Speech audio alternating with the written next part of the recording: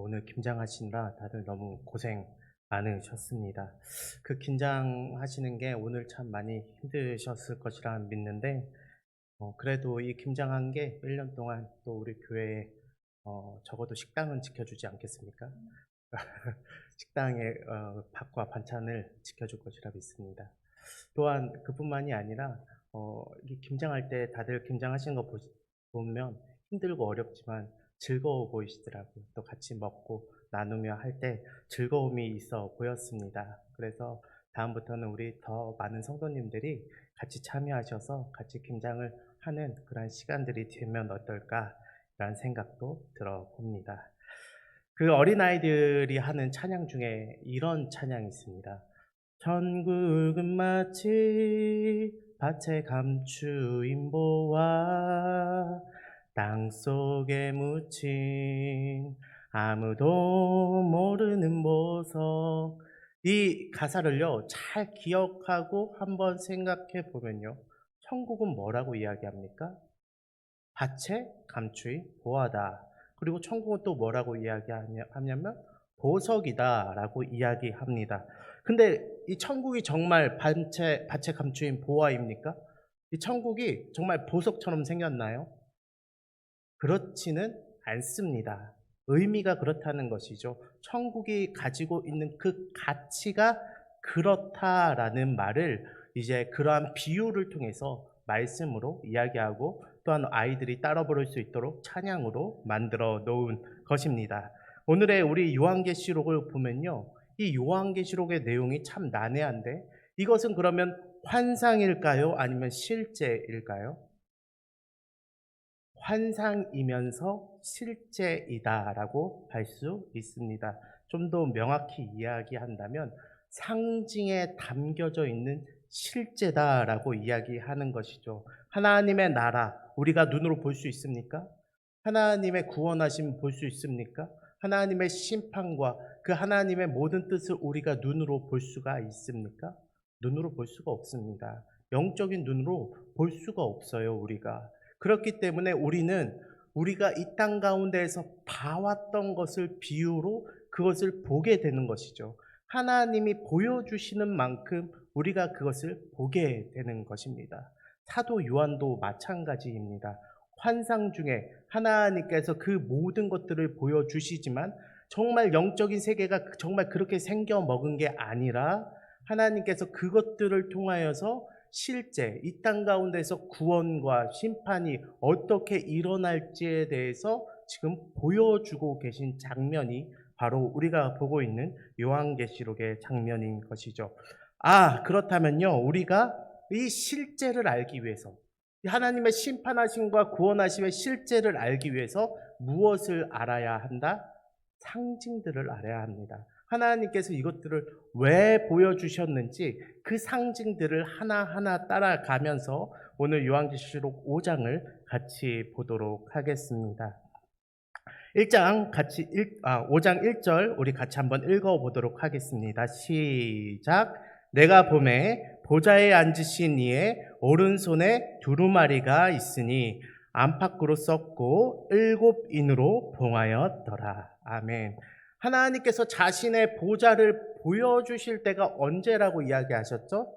제가 지난번에 말씀을 드렸었는데 어떨 때 보여주시냐면 하늘이 무너졌을 때, 정말 하늘과 같았던 그 우시아 왕이 죽었던 그때에, 그리고 또한 그 모든 그 당시의 나라들을 집권하고 있던 미국과 같은 그런 바벨론과 같은 나라들이 무너지고 다른 나라가 왕권을 잡을 때, 이 땅 가운데 평화가 어떻게 올 것인가, 그러한 고민과 그 마음의 두려움 가운데 있을 때 하나님께서 그러한 선지자들에게 자신의 보좌를 보여주시면서 너가 하늘이 무너졌다고 여기지만 정말 하늘은 여기에 있다라고 하나님의 보좌, 그 왕권을 보여주셨다라고 제가 말씀을 드렸습니다. 보니까 하나님의 보좌가 보입니다. 그리고 하나님께서 보좌에서 그냥 앉아 계신 것이 아니라 1절에 보니까 오른손에 두루마리를 가지고 앉아 계십니다. 근데 이 오른손에 들고 있다라는 것은 어떠한 의미일까요? 제가 어렸을 때 제가 다니던 교회의 목사님께서 제가 항상 왼손을 들면은 그렇게 뭐라고 하셨어요. 왼손 들지 마라. 하나님의 그 은혜는 오른손에서 나온다. 그래서 제가 왼손잡이지 않습니까? 그러니까 기도할 때도 이렇게 왼손이 자연스럽게 올라가는데 그때마다 뭐라고 하는 거예요.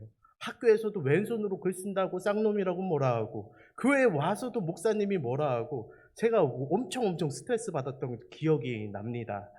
그래서 결국에는 어떻게 했겠어요? 제가 오른손으로 바꿨죠.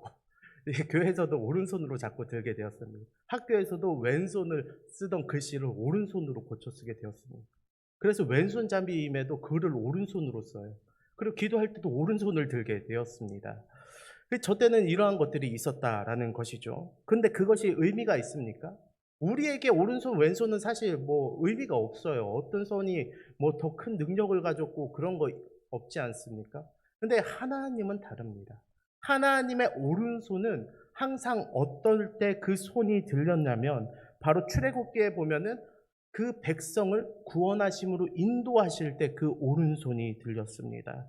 시편 118편에서도 주의 오른손이 능력을 나타내실 때 그 오른손을 드셨다라고 이야기하고 있고, 시편 110편에도 보니까 오른편에 이 주가 앉아 계심에 대하여서 그분의 주권과 그분의 통치가 드러난다고 이야기하고 있습니다.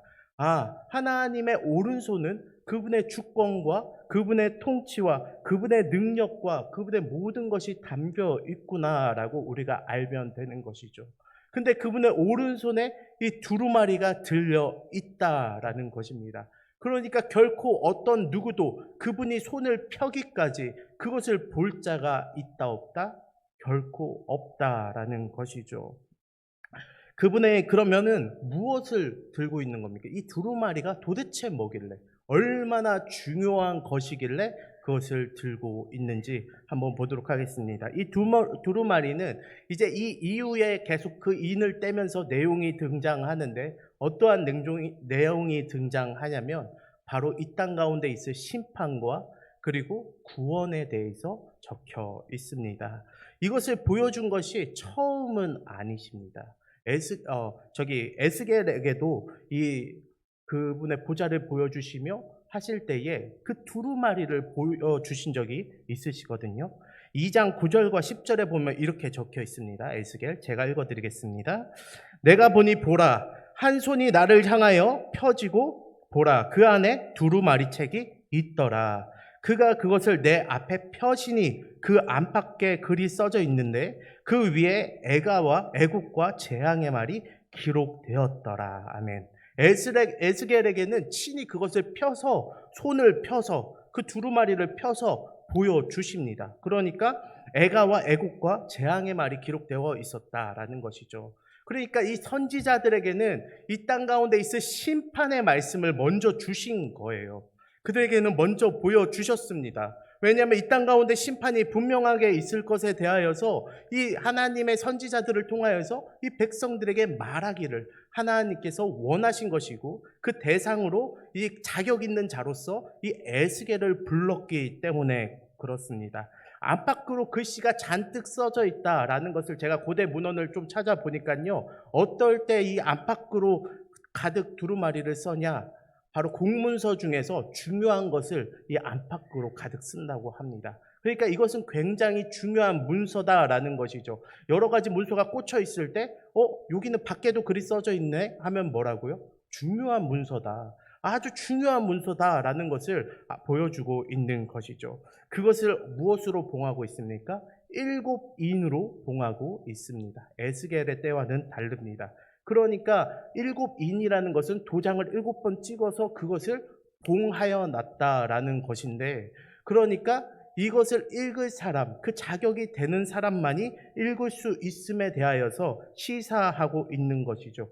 7번 도장을 찍었다는 것은 그것이 정말 누가 보기에도 7번 도장을 찍었다는 게 아니라 그것이 완전히 밀봉되어 있음을 상징하고 있는 것입니다. 그리고 그 계획은 오직 하나님이 허락한 자만이 열 수 있음에 대해서 이야기하는 것이죠. 어떻게 자멸세로 따지고 보면요, 이중으로 잠겨 있는 것입니다. 하나님의 그 능력 있는 권능의 손 아래에 그 두루마리의 인까지 찍혀져 있는 것. 결코 어느 누구도 범접할 수 없는 내용이 그 두루마리에 쓰여져 있는 것이죠. 그러면 하나님께서 왜 이것에 대해서 이렇게 꽁꽁꽁꽁 둘러싸고 계시는 겁니까? 하나님께서 이것을 숨기고 가르쳐 주기 싫어서 그렇습니까? 그렇지 않습니다. 하나님은 언제나 크고 비밀한 것들을 우리에게 알려줄 준비가 되어 있으신 분이십니다. 그럼에도 그것을 펼쳐 보이지 않는다는 것은, 에스겔의 때와 같이 펼쳐 보이지 않는다는 것은, 그것은 바로 자격이 없음을 의미하는 것이죠. 이것을 읽을 자격이 되지 않기 때문에 이 사도 요한 앞에서 이것을 펼쳐 보이지 않는 것입니다. 에스겔에게는 어떻게까지 했습니까? 3장에서 보면은 사람의 아들아 내게 주는 이 두루마리를 먹어라 라고까지 이야기합니다. 그래서 에스겔이 그것을 먹고 나니까 그 입에서 이것이 달더라, 꿀같이 달더라 라고 이야기하는 것이죠. 그 말씀을 그 입에 주신 것입니다. 가서 전하라고.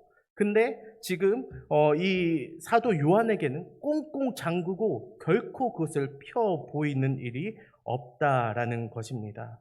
거기에다가 엎친 데 덮친 격으로 지금 2절에서 천사가 등장합니다.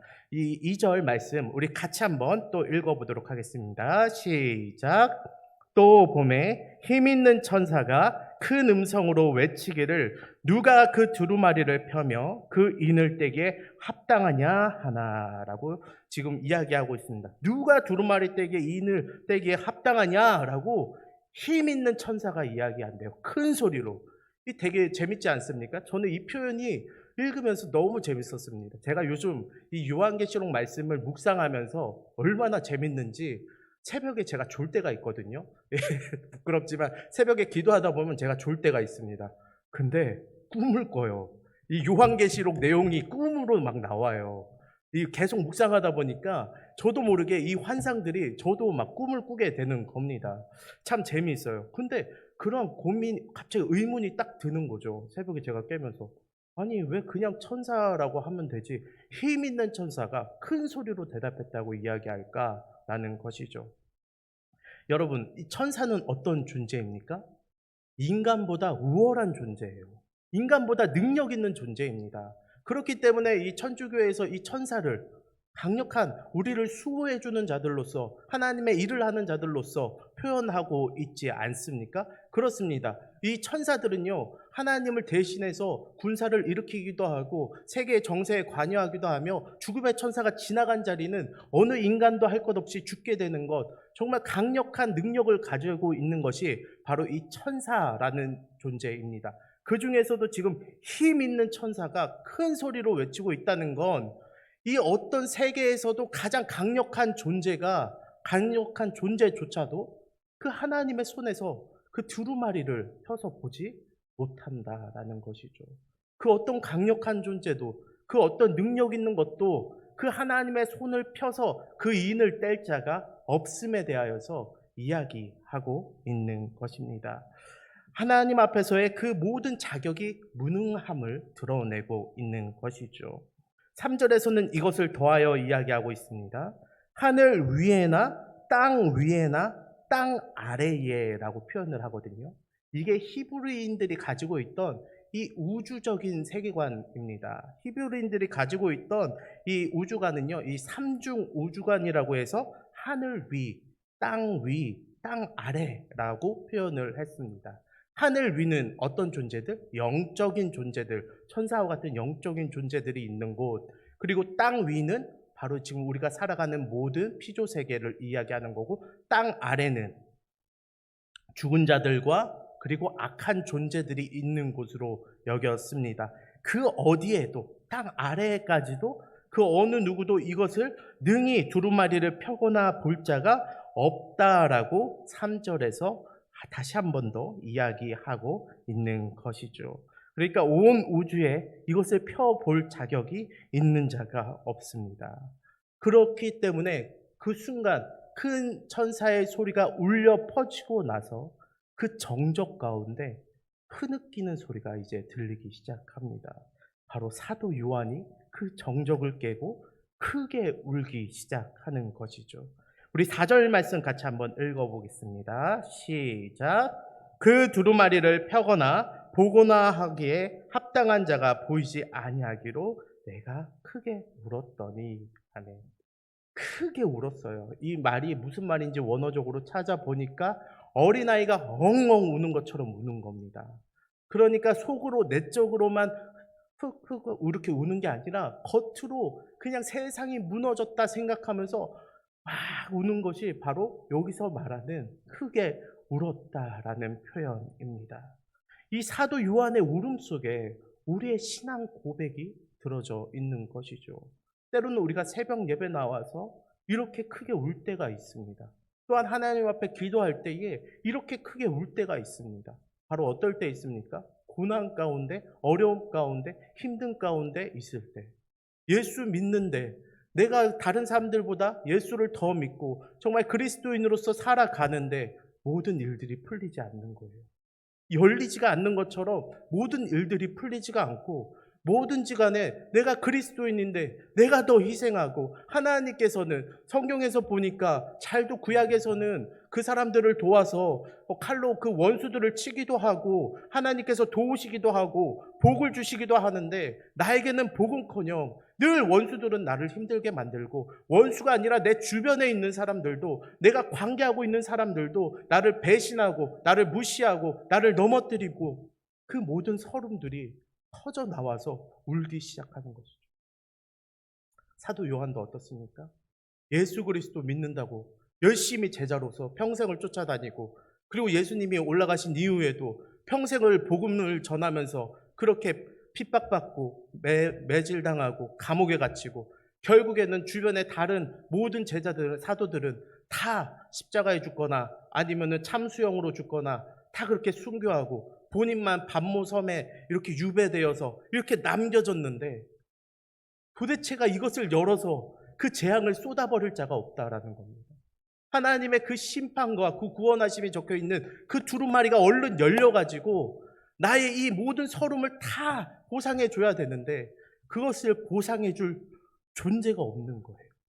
그렇기 때문에 회의감이 드는 것이죠. 어려움이 드는 것이죠.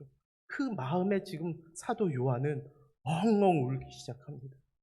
자신의 모든 인생을 돌아봤겠죠. 자신이 그동안 예수 믿으면서 받았던 모든 핍박을 기억할 것입니다. 자기가 버리고 왔던 모든 가족과 그 모든 관계들을 기억하면서 자기의 인생을 회의적으로 봤을 수도 있겠습니다. 그 서름이 폭발하면서 지금 흐느끼고 있는 것이죠. 그러나 5절에 참 재밌는 장면이 나오는데요. 우리 같이 한번 읽어봅시다. 5절 말씀 시작. 장로 중에 한 사람이 내게 말하되 울지 말라. 유대 지파의 사자 다윗의 뿌리가 이겼으니 그 두루마리와 그 7인을 떼시리라 하더라. 아멘. 참 재미있는 게요, 그렇게 힘있고 능력 있고 그렇게 큰 소리로 외치던 그 천사는 이 인을 열 자가 있다라고 이야기합니까? 이 인을 열 자가 없다라고 이야기합니다. 근데 여기서 나오는 장로는 누구예요? 제가 지난번에 장로가 누구냐고 말씀을 드렸냐면 24 장로는 모든 믿는 자들을 대표한다고 하지 않았습니까? 그러니까 우주적 교회 공동체를 대표하는 거예요. 근데 이 교회 공동체는 뭐라고 이야기합니까? 울지 마라. 열 자가 있다라고 이야기합니다. 천사는 예수 그리스도의 죽으심으로 속죄받은 존재가 아니에요. 그가 어떤 능력이 있건 어떤 모양이건 간에 하나님은 그들을 심부름 많은 종으로 지으신 것이고, 우리는 얼마나 죄악이 많건 문제가 있건 간에 우리는 예수 그리스도와 관계된 자로서 우리에게는 그것을 알려주신 것이죠. 그렇기 때문에 장로가 와서 이야기하는 겁니다. 걱정 마라. 있다. 예수님 살아계신다. 걱정 마. 너 지금 이렇게 힘들고 어렵지? 걱정 마. 저거 열 사람 분명히 있어. 주님께서 여실 거야. 라고 와서 이야기해주고 있는 장면이 바로 5절의 말씀인 것입니다. 그러면서 뭐라고 합니까? 유대 지파의 사자 다윗의 뿌리가 있다라고 이야기합니다. 여기서 사자는 뭘 의미합니까? 여기서 사자는 뭘 의미할까요? 크앙 이거 사자. 그러니까 그 호랑이 말고 사자. 그 동물의 왕 사자를 의미합니다.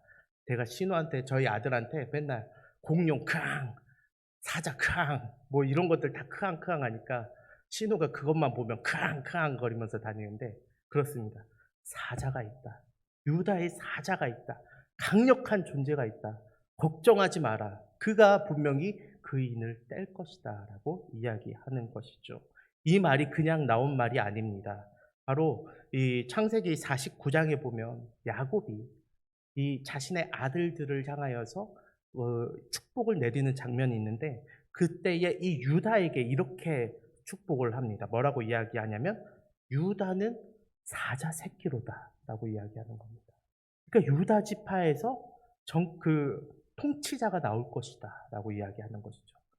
그러니까 이 유대인들에게 있어서 사자다 그러면은 무엇을 의미합니까? 온 세계를 제패할 만한 엄청난 통치자로 이들이 기억을 하는 것입니다. 그렇기 때문에 이 유대인들은 사자는 곧 왕권이며 이 전 세계를 지배할 통치자로 그들이 기억을 하는 것이죠. 그렇기 때문에 이 유대인들은 사실 메시아가 어떠한 존재로 올 거라고 여겼습니까? 자신을 이 로마의 압제에서 완전히 해결해줄, 전 세계를 완전히 통일시켜줄, 그 평화 통일시켜줄 아주 강력한 존재로서 사자와 같은 존재로서 그들이 믿고 있었습니다. 강력한 통치자, 로마 같은 민족을 압도할 왕, 정치적 해방을 이루는 지도자로서 오랫동안 그 통치자 메시아를 기다려왔던 것이죠. 근데 6절에서 또 재밌는 장면이 나오는데 6절에서 하나님과 모든 피조물과 모든 믿는 자들 사이에서 등장한 메시아의 모습이 나옵니다. 우리 6절 말씀도 같이 한번 읽어보도록 하겠습니다. 시작. 내가 또 보니 보좌와 내 생물과 장로들 사이에 한 어린 양이 서 있는데 일찍이 죽임을 당한 것 같더라.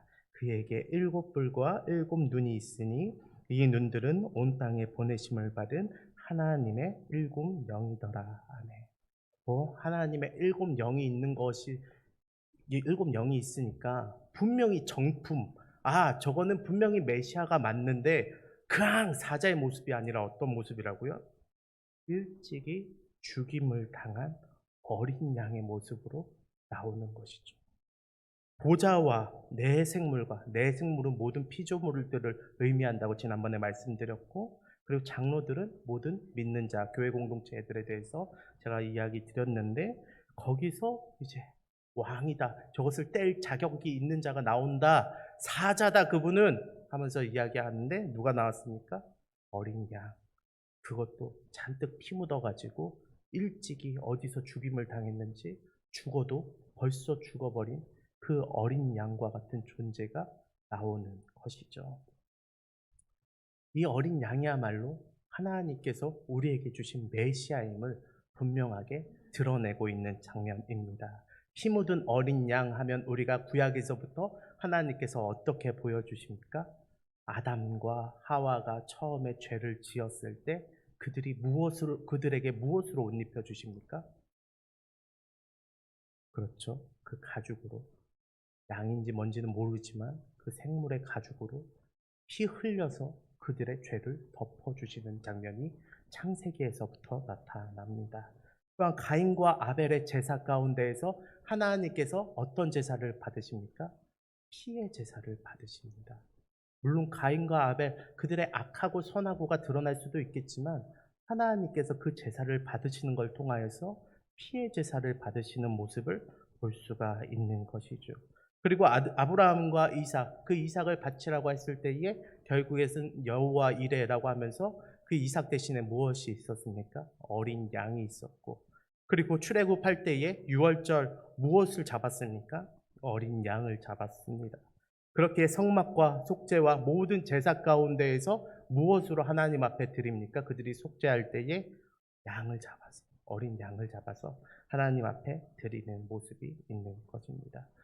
세상 사람들, 모든 믿는 자들은 사실 오실 메시아에 대해서, 이스라엘 사람들은 오실 메시아에 대해서, 다윗의 뿌리다, 왕의 족속에서 나타날 거야. 우리 인간들 틈바구니 속에서 나타나실 거야 라고 이야기했지만 사실은 그 인간들이 하나님 앞에 드릴 때에 그 피로 드렸던 그 제사, 그거와 같이 예수님께서 그 모습대로 나타나서 자신을 희생하심으로 그 모든 인복을 뗄 만한 자격을 드러내신 것이 바로 오늘의 말씀인 것이죠.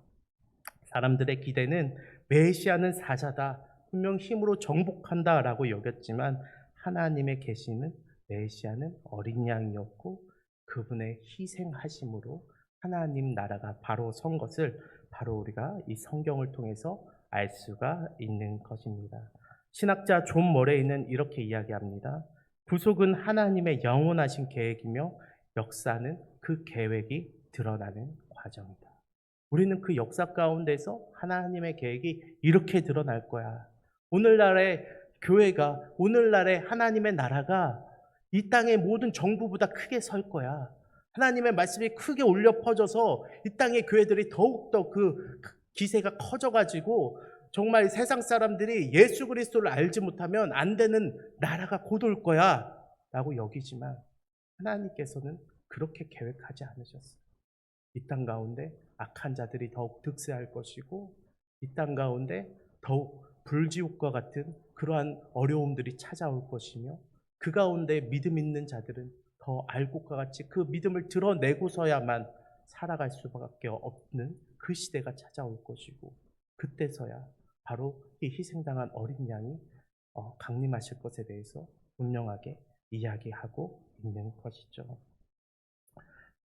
결론입니다. 우리가 이 말씀금을 보면서 분명한 그런 마음들이 있었으면 좋겠어요. 우리는요, 늘 마음 가운데 자꾸만 우리의 생각과 우리의 꿈과 이 말씀에서 벗어난 그런 마음들이 있습니다.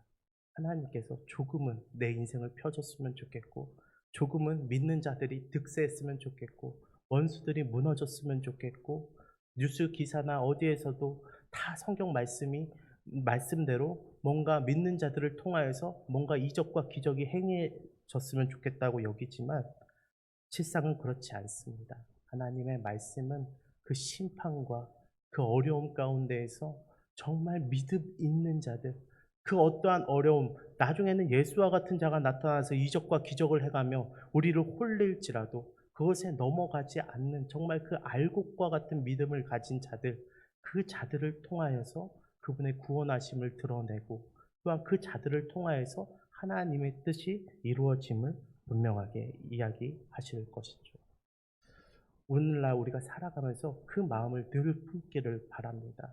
하나님께서 갚아주실 것에 대해서 기대하는 것이 아니라 우리의 이러한 희생과 우리의 어려움을 통하여서 오늘도 하나님께서는 자신의 뜻을 드러내셨구나 기억하면서 우리가 바라볼 것은 우리보다 앞서가신 그 피 묻은 어린 양이라는 사실을 기억하며 우리 역시도 그 뒤를 따르는 그 십자가를 지고 뒤를 따르는 모든 성도님들 되시기를 진심으로 바라고 기도합니다.